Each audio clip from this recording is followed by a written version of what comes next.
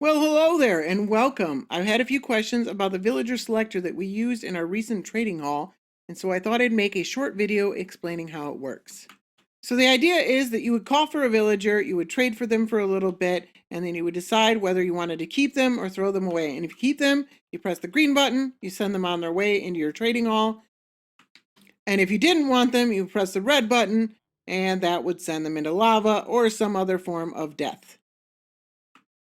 I've made the floor out of glass so you can clearly see what's going on here. If you take a look at the green circuit, literally all it's doing is powering the rail underneath the villager, and with the rail configured the way it is, the villager is going to head off this way. And then the red circuit, all it's doing is it's going to power this rail right here, and it does that so that the villager will turn and go that way.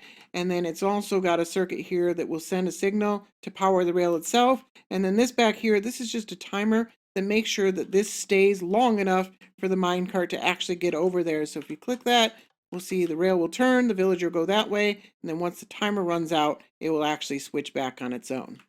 I'm sure some people will be curious, so I'll go over this circuit as well. The idea is that we've got an activator rail here. The activator rail has to be powered, and whenever a villager on a minecart goes over an activator rail, it will eject the villager onto the block on the right-hand side. It has to be on the right-hand side from the direction that they are moving.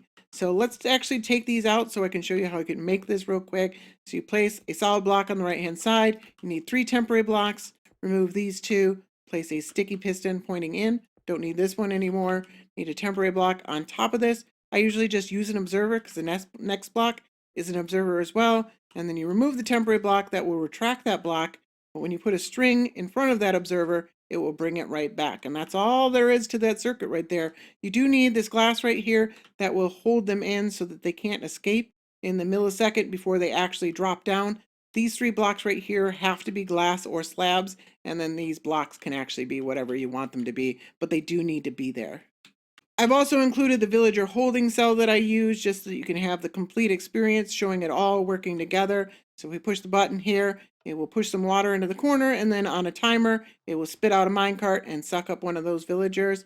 You can also use a more traditional holding cell like this one right here. This one will only hold a maximum of 22 villagers. So I don't like using these ones. I like using this one, but it's up to you. Doesn't really matter. I've included both of them in the world download in case you wanted. If you wanted more information on this one, check out my most recent villager breeding hall video. And there is a chapter called Holding Cell, and that will explain this in quite a bit more detail. Normally you would build all these much closer together. I have pulled them apart so you can clearly see what circuit does what, but you could easily move the lava part right up to here, put the holding cell right behind here. Not very complicated redstone to do that at all. I just did this so that you can clearly see what's going on here. So that's all I have for you today. There is a world download in the description if you want to play with this yourself or see all this redstone up close. I want to thank you very much for watching. I hope you enjoyed this, and I hope to see you again real soon. Bye now.